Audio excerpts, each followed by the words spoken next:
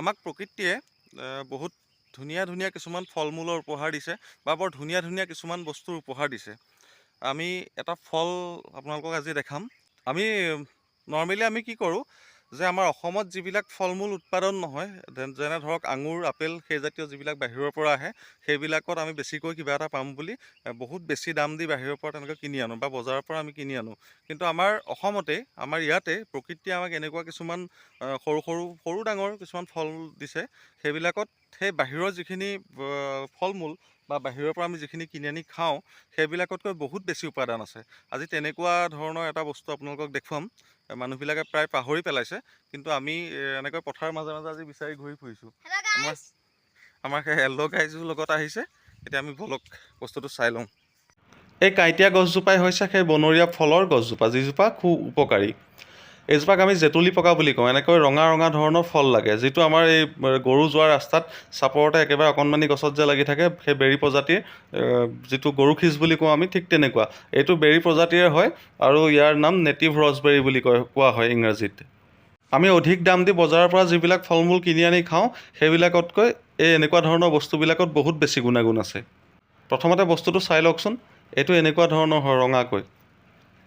এইটো উপাদান দিয়াচোন খাওঁ। দেখিবলৈ ধুনীয়া ধুনীয়া। খাওঁ দিয়া এটা। এইকেইটা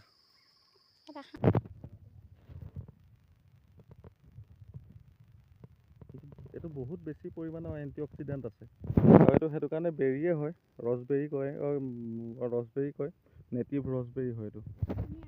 গছজোপা আপোনালোকক ভালকৈ দেখাই দিছোঁ। এই গছজোপাই এইটো পাত আৰু কাঁইটীয়া হয়। আজিকালি পাবলৈ প্ৰায় কিন্তু নাইকিয়া নিচিনা হৈছেগৈ, মানে সকলো জেগাতে পোৱা নাযায় এই বস্তুটো। কিছুমান জেগাত বহুত বেছি আছে, কিন্তু প্ৰায় আগত থাকি মানে যিবিলাক জেগাত আছিলে, সেইবিলাকত যিবোৰ এই বন চন মৰা যিবিলাক দৰৱ থাকে, সেই দৰৱবিলাক মৰাৰ কাৰণে এনেকুৱা ধৰণৰ গছবিলাক নাইকিয়া হৈ গৈছে এতিয়া। আপোনালোকক এতিয়া গছজোপা দেখাইছোঁ বা ফলটো দেখালোঁ। ইয়াৰ উপকাৰিতাসমূহৰ বিষয়ে হয়তো আপোনালোকৰ জানিবলৈ মন যাব। উপকাৰিতা মানে ই এণ্টি এজিং হয়। ইয়াৰ প্ৰথম কথাটো যে আপোনাৰ বয়সৰ সোনকালে যাৰ চাপ পৰে, সি যদি খুব বেছিকৈ যদি জেতুলী পকা ব্যৱহাৰ কৰি থাকে বা খাই থাকে, তেতিয়াহ'লে সেই বয়সৰ চাপটো গাত নপৰে। দ্বিতীয়তে ই এণ্টি বেক্টেৰিয়েল। এই গছজোপাৰ এই ফলটো হৈছে এণ্টি বেক্টেৰিয়েল, আৰু ই ইমিউনিটি ছিষ্টেম মানুহৰ বঢ়ায়, মানে ইমিউনিটি ছিষ্টেমটো মানুহৰ বেছি কৰে। যিসকলে গেষ্ট্ৰিক আলচাৰত ভুগি থাকে, সেইসকলৰ কাৰণে এই জেতুলী পকা এই ফলটো বহুত বেছি ভাল। বহুত বেছি পৰিমাণে এণ্টি অক্সিডেণ্ট থকা এই জেতুলী পকা ফলটো এণ্টি মেদবহুলতা হয়। অৰ্থাৎ ইয়াক যদি ব্যৱহাৰ কৰি থাকে, তেনেহ'লে আপুনি যি আমি কলেষ্ট্ৰলৰ চিকাৰ হওঁ নাইবা আমাৰ যি মেদ বাঢ়ি যায়, আমাৰ যি ফেটছ গাত বাঢ়ি যায়, সেইটোৰ পৰা আমি পৰিত্ৰাণ পাব পাৰোঁ। লগতে এই ফলটোৱে এণ্টি টিউমাৰৰ কাম কৰে। আৰু এটা বস্তু দেখিছোঁ, এইটোলৈ পাহৰি গৈছোঁ। এইটো দেখিছেনে, জিলিকি যে আছে, এইটো দেখিছে? এইটো খাই সৰুতে জিভা ক'লা কোনে কৰিছিল বাৰু? এইটো ফুট কলা গছৰ গুটি হয়। আমি বাহিৰা যিবিলাক ফল মূল বিচাৰি বিচাৰি খাই থাকোঁ, সেইবিলাক কোনো খোৱাৰ প্ৰয়োজনেই নাই, যদিহে আমি আমাৰ অসমতে এই হাবিয়ে বনে জংঘলে পোৱা এইবিলাক যিবিলাক থলুৱা আমাৰ বনৰীয়া এইবিলাক ফল মূল আছে, সেইবোৰ যদি আমি ব্যৱহাৰ কৰোঁ। সেইটো জেতুলী পকা নহয় নহয়, সেইটো ফুট কলা। মজা খাব নে? জিভাখন চাওঁ, তললৈ কৰি দেখুওৱা জিভাখন। এইটো জিভাখন এনেকুৱা হয়। কাৰ কাৰ মনত পৰিছে সৰুতে জিভাখন ফুটকলা খাই জিভা এনেকুৱা কৰা? এই ফুটকলাবিলাকৰ ওপৰত এনেকৈ জেতুলী পকা গছবিলাক এনেদৰে বগাই থাকে। এইটো চাওক, একো সাৰ পানীৰ প্ৰয়োজন নাই। মানুহে অপতৃণ বুলি ভাবে, কিছুমানে কাটি পেলাই, কিছুমানে যিবিলাক বন মৰা যিবিলাক দৰৱ, সেইবিলাক ইয়াৰ ওপৰত ব্যৱহাৰ কৰে, যাৰ ফলত এইবোৰ প্ৰায় জেগাতে এই বস্তুটো নাইকিয়া হৈ গৈ আছে। কিন্তু ভালদৰে আপোনালোকে গুগল কৰি পেলাই চাব, তেতিয়া এই যিটো জেতুলী পকা আৰু ফুটকলা দেখাই আছোঁ, ইয়াৰ গুণাগুণকেইটা গম পাব। আমাৰ পেজটোৰ যোগেদি আপোনালোকক প্ৰায় এনেকুৱা ধৰণৰ যিবিলাক বস্তু, সেইবিলাকৰ লগত চিনাকি কৰি দিবলৈ কিন্তু খুব চেষ্টা কৰি থাকোঁ আমি। যিবিলাক হেৰাই গৈছে বা যিবিলাক এতিয়া বৰ্তমান সংকটত আছে, মানে যিবিলাক প্ৰজাতি বা যিবিলাক গছ গছনি হওক নাইবা এনেকুৱা সৰু সৰু ফল মূলবিলাকেই হওক, এইবিলাক যিবিলাক নাইকিয়া হ'বলৈ গৈ আছে, সেইবিলাক কিন্তু আপোনালোকক চিনাকি কৰি দিয়াৰ প্ৰয়াস কৰোঁ। ই অলপমান টেঙা টেঙা টাইপৰ, সেইটো কাৰণে সেই পোক পতংগবিলাক ইয়াত আহি নপৰেহি। চাওকচোন কিমান ধুনীয়া ধুনীয়া। বহুত ধুনীয়া। কোনে কোনে খাইছে বা খাই পাইছে সৰুতে, সেইটো কিন্তু কমেণ্ট কৰিবলৈ নাপাহৰিব দেই। এতিয়াতো আজিকালিতো ল'ৰা ছোৱালীয়ে এইবিলাক দেখিও পোৱা নাই, প্ৰায়খিনিয়ে দেখি পোৱা নাই।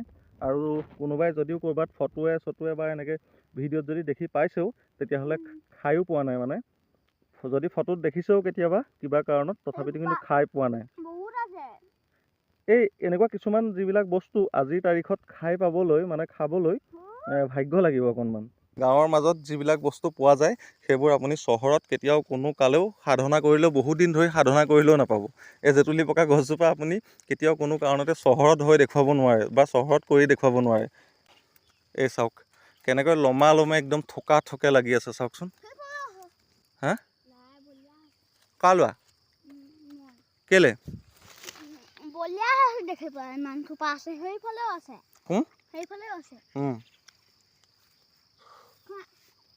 আজি একবাৰ গোটেই খতম কৰি যাম খাই পেলাই গোটেই চব